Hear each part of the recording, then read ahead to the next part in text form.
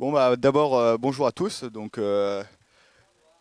bonsoir plutôt oui, effectivement. Donc je m'appelle Johan, aka Shepard. Donc aujourd'hui je vous présenterai une petite conf rapide sur Django. Qu'est-ce que vous pouvez faire avec et pourquoi c'est intéressant d'utiliser Django. Tout d'abord j'aimerais bien savoir est-ce qu'il y a des engins dans la salle. Putain, vous devriez être en train de travailler les mecs. Euh, Ouais ouais. Donc tout d'abord désolé pour le petit retard, j'avais une V05 à rendre. Je vais commencer par vite fait vous introduire qu'est-ce que c'est Django. D'abord, pourquoi est-ce que j'utilise Django? À un moment, je voulais me mettre un peu au web, histoire de pas passer à côté et me dire devenir un gros hater du web.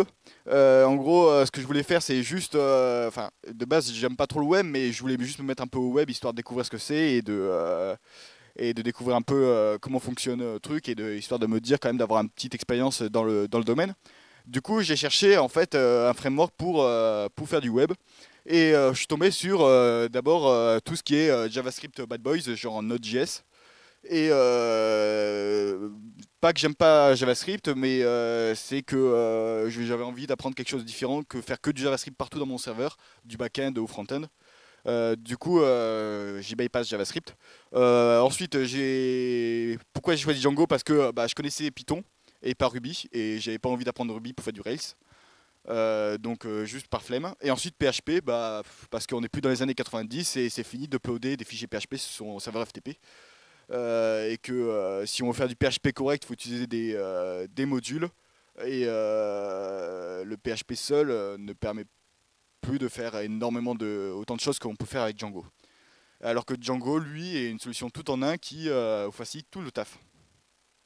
Ensuite, qui utilise Django? Tout d'abord, la première réaction que j'ai quand je dis que je fais du Django, c'est quoi ce truc-là? J'en ai jamais entendu parler parce que le défaut de Django, c'est qu'il n'est pas énormément connu, mais il est plutôt utilisé par de nombreuses compagnies. Donc, par exemple, YouTube a son backend codé en Django. Firefox utilise Django, Pinterest, Dropbox, Reddit sont codés en Django. Euh, c'est quoi cette entreprise-là? Instagram? Ouais, je connais pas, j'utilise pas. Instagram est codé en Django, Spotify est codé en Django, Google a certaines parties de son moteur de recherche qui sont codées en Django, pas toutes, mais une petite partie de son moteur de recherche est codée en Django. Comme vous pouvez le voir, de nombreuses compagnies utilisent Django, donc c'est pas un framework qui est inconnu, c'est plutôt utilisé un peu partout. Ensuite, pourquoi utiliser Django? Tout d'abord, comme la communauté tient à le rappeler, Django est un framework pour des perfectionnistes avec des deadlines. C'est écrit sur leur site web, en gros, en haut sur le logo. Qu'est-ce que ça veut dire par là? En fait, c'est que vous pouvez coder énormément de trucs avec peu de code. Donc, en gros, comme le titre de ma conf, do more with less. Django est basé sur un système MVT. Qu'est-ce que ça veut dire MVT? C'est modèle vue template. Donc, en gros, Django va injecter les données dans votre page HTML et ensuite, votre page HTML votre page HTML va être un template et Django va injecter les données pour formater la page comme il faut. Le Django est organisé sous forme de projet et d'application. Donc, en gros, vous allez avoir un gros projet qui va contenir plein de petites applications. Donc, par exemple, vous allez avoir un gros projet qui va être un projet intranet.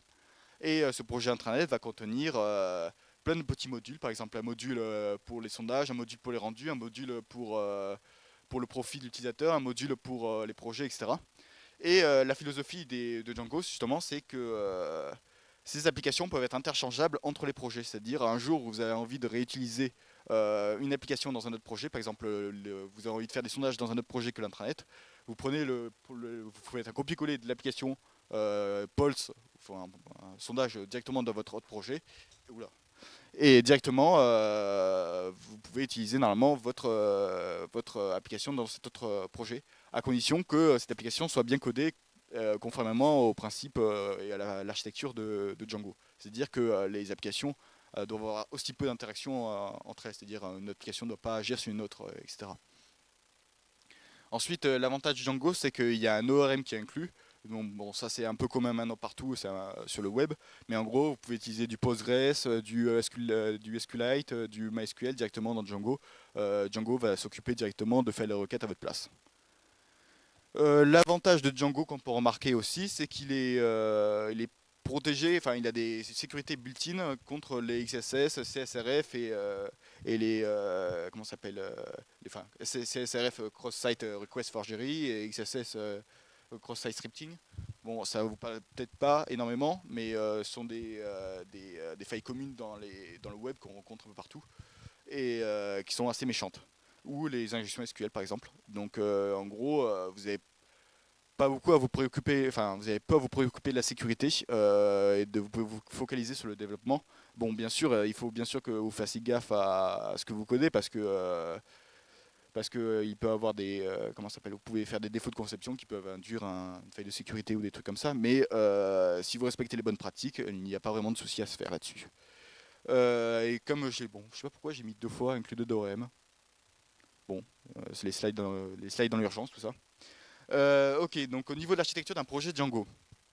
Donc vous allez vouloir créer un projet Django, donc vous faites un Django admin start project, votre nom de projet, et directement ensuite ça va vous générer toute l'architecture de base d'un projet. Donc on peut voir ici par exemple bon, le projet contient une application Casserole de base. Manage.py il va vous permettre de lancer un serveur de développement Django. Donc en gros vous avez directement un serveur built-in pour tout faire, pour vous occuper directement du développement, de toute la phase de développement, mais on n'utilisera pas ça en production parce que c'est assez dangereux. Enfin, c'est pas recommandé quoi. Ensuite, vous avez un fichier settings qui va vous permettre de préciser tous les paramètres de votre projet. Donc, par exemple, inclure de nouveaux modules, modifier des paramètres du projet, modifier par exemple, qu'est-ce qu'on peut faire? Enfin, plein de paramètres, genre modifier par exemple les flags de debug, etc. En gros, ça va être le fichier qui va gérer tout votre projet euh, directement dedans. Ensuite, URS qui va s'occuper du routage vers les vues. En gros, quand je parle de vues, c'est-à-dire les pages en question. Donc, en gros, l'utilisateur va faire une requête à telle page et URS.py va s'occuper directement de dire OK, je t'oriente vers telle page parce que tu as demandé telle requête. Tu as fait une telle demande dans telle requête. Ensuite, au niveau des modèles, donc comme je disais tout à l'heure, Django a un ORM qui est directement built-in. Et donc en gros, vous pouvez directement coder toutes vos tables de base de données directement dans Django. Donc par exemple, vous n'avez pas besoin de vous faire chier à coder vos bases en SQL, vous codez directement le truc en Python. Et ensuite, Django va s'occuper de gérer les migrations et de générer les fichiers SQL qui vont bien et tout ça et s'occuper de manager toute la base de données à votre place. Donc en gros, par exemple, vous allez voir sur la doc, bon j'ai mis quelques exemples ici. Là vous avez une table command par exemple, et cette table command a une colonne page qui contient une clé étrangère vers notre page, etc. Un contenu avec qui est en gros une sorte de string dans la base de données, etc. Donc bon, si vous savez à peu près ce que c'est une table, je vous cache pas, il n'y a pas de surprise là-dedans. Mais l'avantage en gros, c'est que vous codez directement tout en Python. Le gros avantage aussi de Django, c'est qu'il va s'occuper, il a un système de migration. En gros, dès que vous allez faire des changements sur une base de données en production, vous aurez juste à faire à réimporter, réimporter les fichiers de migration qui en gros vous permettent d'ajouter des colonnes ou des tables dans la base de données. Et Django va directement gérer tout ça. Donc c'est assez pratique. Il n'y a pas besoin de se faire chier avec des dumps SQL dans tous les sens. Django le gère à la place. Ensuite, au niveau du fichier de routage, comme je disais tout à l'heure, donc pour aller en plus en détail, par exemple ici, donc avec des regex, on va pouvoir par exemple orienter l'utilisateur vers telle vue. Par exemple, là vous avez la page login et directement dès que l'utilisateur va demander par exemple mon site slash login, Django va directement le rediriger vers la page en question dans les vues. Donc quand je dis vue, c'est page. Comprenez pas ça comme ça parce qu'en fait dans Django, les vues sont des pages en elles-mêmes, grossièrement. Ensuite, au niveau des vues. Donc l'avantage de Django, en fait, c'est qu'il y a plein de trucs qui sont built-in. La philosophie de Django, c'est do more, non, c'est do not repeat yourself. En gros, ne pas vous répéter, vous codez un truc et vous n'avez pas besoin de vous faire chier à le répéter, enfin à le recoder ailleurs, quoi. Donc en gros, c'est un peu la philosophie de Django et il y a plein de choses qui sont built-in à l'intérieur de Django. Par exemple, vous avez tout un système de permission qui est directement intégré dans Django. Donc dès que vous allez par exemple créer une nouvelle table dans Django, il va vous générer des permissions, par exemple une permission pour permettre à un utilisateur d'éditer telle table, une permission pour permettre à un utilisateur de supprimer des données dans telle table, etc. Donc vous avez directement un système de permission intégré. Vous n'avez pas besoin de vous faire chier à coder le système de permission à la main. Il y a aussi un système d'utilisateur qui est directement intégré dans Django et un système de page web, enfin une page d'administration. Donc on reviendra dessus tout à l'heure. Donc par exemple, si je veux faire une vue, c'est-à-dire une page qui demande à un utilisateur d'être connecté pour pouvoir la consulter, vous allez juste mettre le décorateur login required et directement ensuite cette page ne sera accessible qu'à des utilisateurs qui sont connectés. C'est aussi simple que ça, quoi. Ou si l'utilisateur a besoin de telle permission, ben, vous l'indiquez en décorateur aussi. Donc dans une vue, ça c'est une vue. En gros, dès que le fichier URS enfin le fichier de routage aura redirigé l'utilisateur vers la vue, en gros, directement vous pouvez aller faire votre traitement de votre page intérieure. Donc par exemple avoir le temps dans votre Tamison, et directement ensuite utiliser le template de Django pour directement rendre votre page et en lui injectant les données qu'il faut à l'intérieur. Donc je pense que ça peut aller là-dessus. Au niveau des templates, comme j'en ai parlé tout à l'heure, donc vous pouvez directement un template, c'est-à-dire c'est un fichier HTML qui va contenir des instructions de Django qu'on appelle des gabarits, qui permettent directement de formater les données comme on veut dans la page. Par exemple, vous avez des structures comme des blocs forts, etc., pour pouvoir répéter plusieurs fois quelque chose, etc. Donc par exemple, people, là, c'est ce que la vue va injecter dans le template. Et directement, vous pouvez formater votre page avec ça, à l'aide de gabarits dans votre fichier HTML. Ce qui est intéressant, c'est que vous pouvez aussi faire une sorte d'héritage de page. Ça veut dire que vous pouvez directement hériter d'une autre page et vous n'avez pas besoin de faire des blocs, des gros blocs HTML. Vous pouvez directement, par exemple, réutiliser plusieurs autres blocs que vous avez déjà codés dans votre page HTML, dans votre template HTML, j'ai envie de dire. Comme je disais tout à l'heure, en fait, il y a plein de features qui sont déjà codées dans Django de base. Donc, par exemple, vous avez une interface d'administration qui est déjà codée de base. Donc, vous avez juste à importer le module qui permet de faire ça. Et directement, en gros, vous pouvez directement gérer tous vos utilisateurs, gérer toutes vos tables et tout, directement dans une interface qui est déjà toute built-in, c'est-à-dire que vous n'avez rien à coder. Et c'est vachement utile pour gérer le site. Donc en gros, vous pouvez coder des trucs assez stylés avec très peu de code Django. Enfin, très peu de code Python.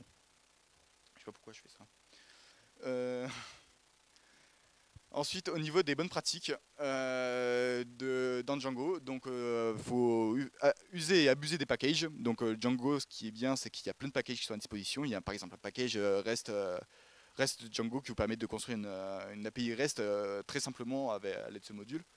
Donc il y a un site qui est Django Packages qui recense la plupart des modules Django et qui a l'avantage en fait de mettre par exemple si un projet est toujours maintenu, quelle version de Python utilise, s'il est sur Python 2 ou Python 3, des trucs comme ça, avec plein de stats et comment l'utilisateur l'utilise, comment il est noté, etc. Donc je vous recommande fortement ce site web pour tout ce qui est package et pour utiliser des packages dans des modules dans vos projets Django parce que c'est un peu la vie et que si vous n'utilisez pas des modules, vous passez à côté de quelque chose qui est assez conséquent. Ensuite, n'oubliez pas de split. Tout à l'heure, tu as dit qu'il fallait pas coder en PHP parce qu'il fallait des modules. J'ai pas dit ça. Et là, tu es en train de dire qu'il faut utiliser des modules pour Django. Donc, c'est pas des modules PHP.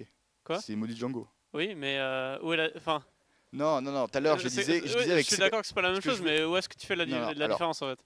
Je m'explique. En fait, quand je disais PHP tout à l'heure, c'est qu'avec PHP seul, on peut pas faire grand chose et qu'on est obligé d'utiliser par exemple des modules, alors que Django, il y a beaucoup de trucs qui sont déjà de base dans Django, qui sont déjà built-in dans Django, et vous pouvez par exemple construire des projets assez stylés sans avoir besoin d'énormément de modules, mais les modules vous simplifient énormément la vie. Alors que PHP, ben, vous avez juste le langage en lui-même, et par exemple vous n'avez pas de système d'interface d'administration, etc., qui est directement built-in à l'intérieur, quoi.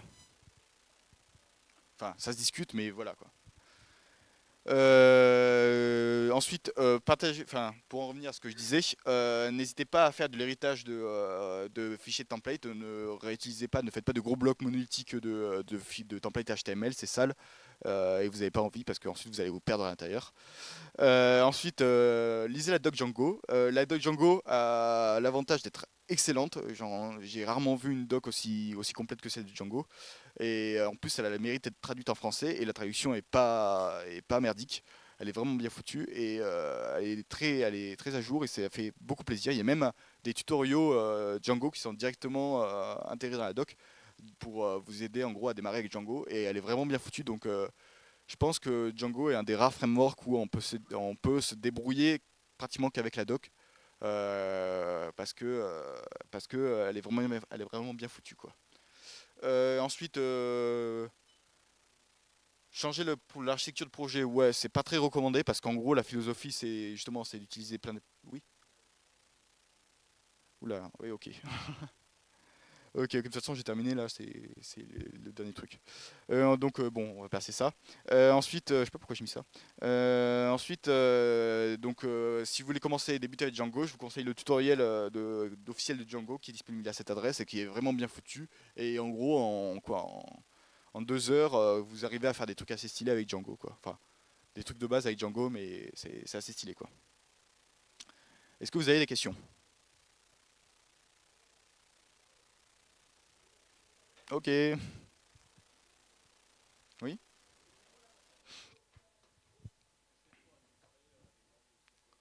Euh, Un petit truc quoi.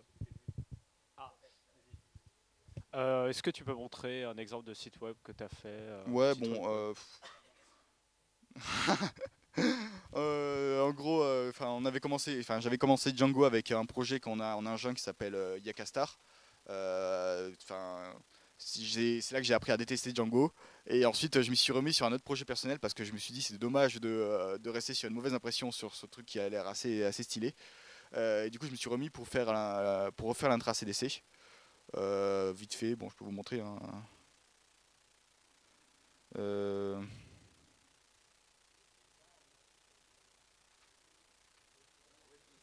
ah. Ouais, bon, le cri n'est pas disponible, donc du coup, c'est sans doute dû à la coupure de courant qu'il y a. Donc, dommage, je pourrais pas vous montrer. J'ai pas. Ah si, attendez. Ça se trouve, si j'ai toujours ma version de dev.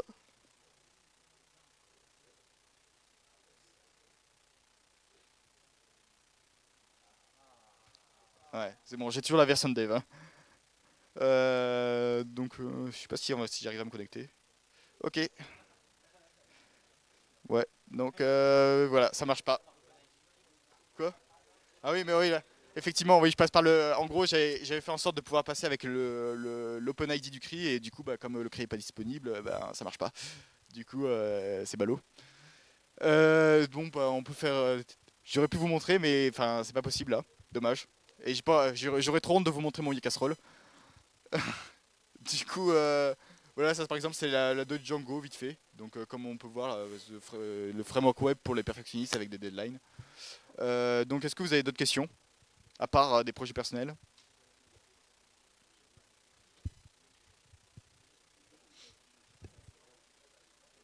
La prochaine conf? Tout de suite là? Bon, bah d'accord, ok. Attends, on va faire juste 5 minutes de pause le temps que je prenne les autres slides.